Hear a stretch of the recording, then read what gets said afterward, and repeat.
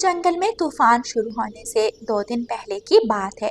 गुड़िया बेटी, अभी तो बहुत थोड़ी हवा चल रही है और हमारा घर फिर भी हिल रहा है। अगर तूफान आ गया तो फिर हम क्या करेंगे? मैं अभी कौवों के घर से रस्सी लेकर आती हूँ और हम अपने घर को साथ वाले पेड़ के साथ बांध देते हैं।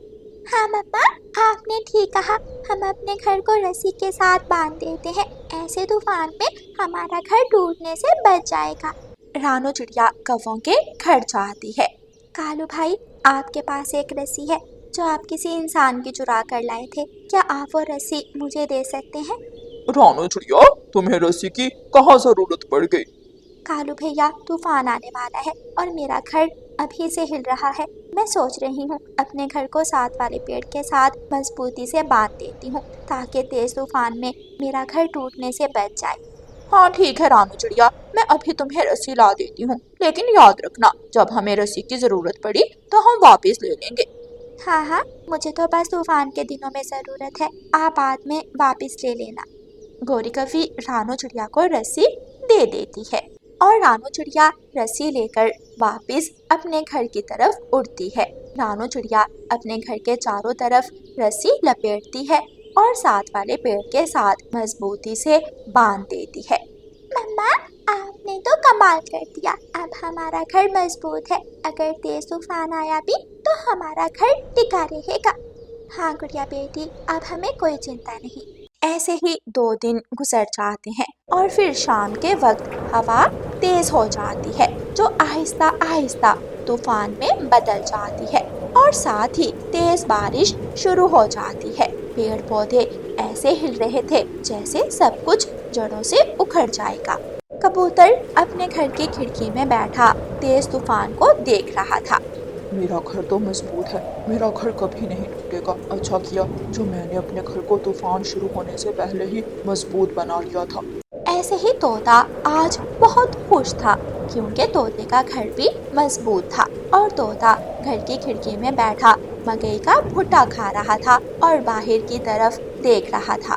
कालू, अभी वक्त है रानू चिड़िया से सारे पिछले हिसाब बराबर करने का। जल्दी से जाओ और रानू चिड़िया से अपनी रस्सी मांगो।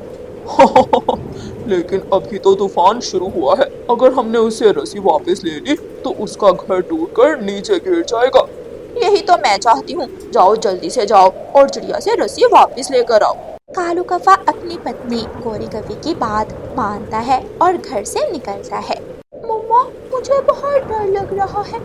कुकू भाई, डरने की कोई जरूरत नहीं। हमारी मम्मा ने तूफान शुरू होने से 2 दिन पहले ही हमारे घर को रस्सी से बांध दिया था। अब हमें कोई चिंता नहीं। हाँ बच्चों, शांत हो जाओ, कुछ नहीं होगा, आप सुरक्षित हो। तभी उनके दरवाजे पर दस्तक होती है। मम्मा चिड़िया दरवाजा खोलती है तो सामने कालू कौवा खड़ा था। बहन जी, वो गौरी हमारी रस्सी मांग रही है, जल्दी से हमें हमारी रस्सी खोलकर दे दो।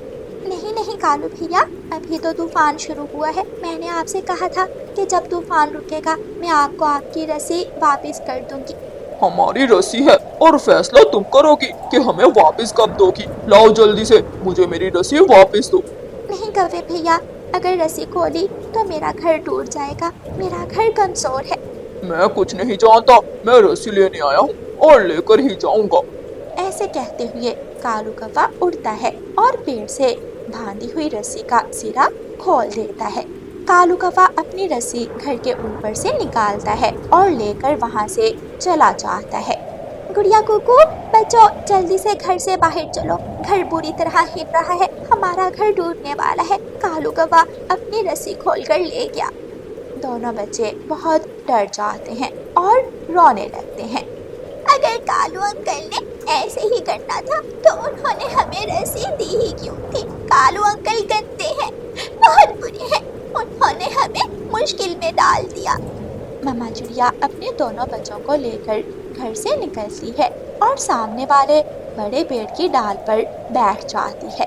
दूसरे ही लम्हे उनका घर टूटकर जमीन पर गिर जाता है। घर में पड़ा सारा दाना इधर उधर बिखर जाता है। मम्मा मम्मा, देखें हमारा दाना भी बिखर गया। अब हम खाएंगे क्या? हमारे पास कुछ भी नहीं बचा, ना घर रहा और ना ही दाना। मेरे बच्चों, आज की रात हम इसी पेड़ की डाल पर गुजारते हैं। सुबह मैं दाना इकट्ठा कर लूंगी और हम किसी बड़े पेड़ की डाल पर अपना तिनकों का घोंसला बना लेंगे। मम्मा चिड़िया अपने दोनों बच्चों को अपने पंखों में समेटती है और सारी रात पेड़ की डाल पर बैठी रहती है। गोरी कवि रानू चिड़िया को अपने घर की खिड़की से देख रही थी और खूब हंस रही थी। कालू कालू, देखो देखो तो वो छोटी चिड़िया कैसे अपने बच्चों को समेट कर बैठी है। जब मैं चिड़िया से रस्सी वापस लेने गया तो वो रोने लगी। उसे पहले ही मालूम था कि अगर हमने रस्सी खोल ली तो उनका घर टूट जाएगा। आखिर लंबी दुखों भरी रात गुजर जाती है। कालू कौवा और गोरी कवि रानू चिड़िया के टूटे हुए घर के पास आते हैं और बिखरा हुआ दाना इकट्ठा करने लगते हैं। कवि भैया, ये दाना मत उठाएं, ये दाना मेरा है। अगर आप ये दाना लेके तो मेरे बच्चे क्या खाएंगे? ये दाना जमीन पर गिरा पड़ा है, दिखाओ इस दाने पर कहाँ लिखा है तुम्हारा नाम। हम पक्षी जमीन पर गिरा पड़ा दाना उठा लेते हैं। कौवा और कवि दाना लेकर घर वापस जा रहे थे कि तोता और कबूतर कौवे और कवि से पूछते हैं, कौवे कौवे, इतनी तेज बारिश में तुम ये दाना कहाँ से ढूंढ लाए?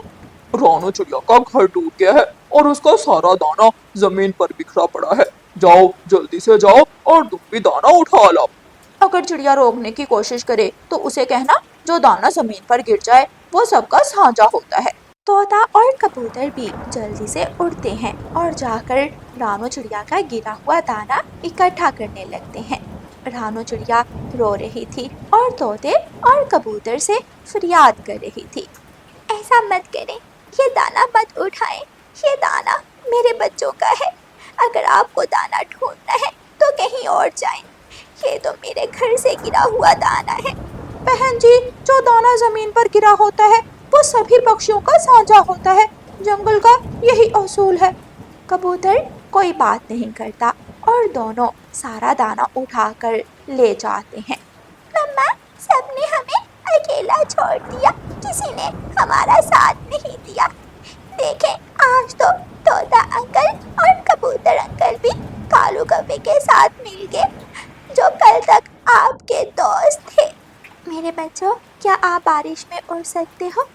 दोनों बच्चे अपने पंख फैलाकर खड़े होते हैं और अपनी मम्मा का हौसला बढ़ाते हैं। जी मम्मा, मैं उड़ सकता हूँ। मैं भी उड़ सकती हूँ मम्मा, मैं भी उड़ सकती हूँ। मम्मा चिड़िया अपने दोनों बच्चों को लेती है और वहाँ से उड़ जाती है। उड़ते उड़ते मम्मा चिड़िया दूर चली जाती है। आप दोनों यहाँ बैठो, यहाँ बड़े पेड़ के पत्तों के नीचे। यहाँ पर बारिश का पानी नहीं आ रहा, तब तक मैं इसी पेड़ के ऊपर अपना घोंसला बना लेती हूँ। लेकिन मम्मा, आप बारिश में भीग जाएंगी, आपके पंख टूट जाएंगे। मुझे कुछ नहीं होगा, तूफान हो या बारिश, धूप या छाँव, मुझे अपने बच्चों की रक्षा करनी है। अपने बच्चों को बड़े पेड़ के नीचे बिठाकर मम्मा चिड़िया घोंसला बनाने के लिए तिनके इकट्ठे करने लगती है। हवा से गंध महसूस हो रही है, ऐसे लग रहा है शिकार खुद चलकर मेरे पास आ गया है। चील अपने घर के बाहर बैठी लंबी लंबी सांस ले रही थी। माही चील उड़ती है और सीधी रानू चिड़िया के बच्चों के पास पहुंच जाती है। चील को देखकर रानू चिड़िया तुरंत अपने बच्चों के सामने आकर बैठ जाती है। चिड़िया अपने पंख फैलाती है। मैं बहुत दुखी हूँ, मेरा घर टूट गया, मेरा दाना बिखर गया, मैं अपने बच्चों को लेकर यहाँ आ गई। मेरे बच्चों को कुछ मत कहें। क्यों झूठ बोल रही हो चिड़िया? मुझे अच्छी तरह पता है तुम्हारा बरगद के पेड़ पर लकड़ियों का पक्का घर है। तू यहाँ दाना ढूंढने आई है।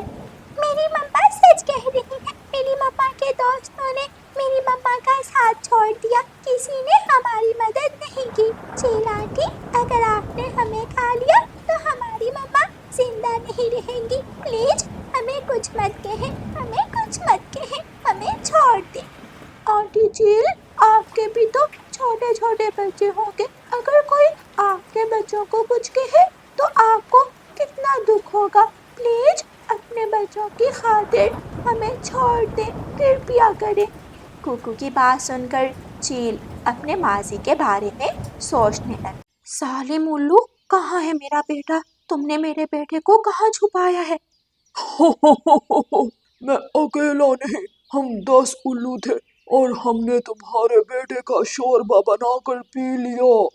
नहीं, ऐसा नहीं हो सकता। तुमने ऐसा क्यों किया? तुम जालिम हो, तुम बहुत बुरे हो। चील की आंखों में आंसू आ जाते हैं। उसे अपने बेटे की याद आ जाती है। चिड़िया, मैं तुम्हारा दुख समझ सकती हूँ। मैं तुम्हें कुछ नहीं कहूँगी और ना ही तुम्हारे बच्चों को। चलो मेरे साथ, मेरे घर चलो। चील, मैं आप पर विश्वास करती हूँ क्योंकि आपकी आंखों में आंसू आपके दिल की सच्चाई बता रही है। फिर रानो चिड़िया अपने बच्चों को लेती है और चील के साथ उसके घर में चली जाती है। ये लो चिड़िया, ये मकई का भुट्टा मैं अपने खाने के लिए लाई थी। इसे खा लो और अपने बच्चों को खिला दो। सब कहते हैं आप बहुत जालिम हो, लेकिन आपका दिल तो मोम से भी ज्यादा नरम है। बारिश के मौसम में आपने मुझे अपने घर में आश्रय दिया, मुझे खाने को दाना दिया। मैं आपका ये एहसान कभी नहीं भूल सकती। चिड़िया, तुम ये दाना खाओ, मैं जंगल जा रही हूँ। तुम्हें तो पता है अगर कुछ नहीं खाऊंगी तो मैं जिंदा कैसे रहूंगी। मुझे भी तो अपना पेट भरना है।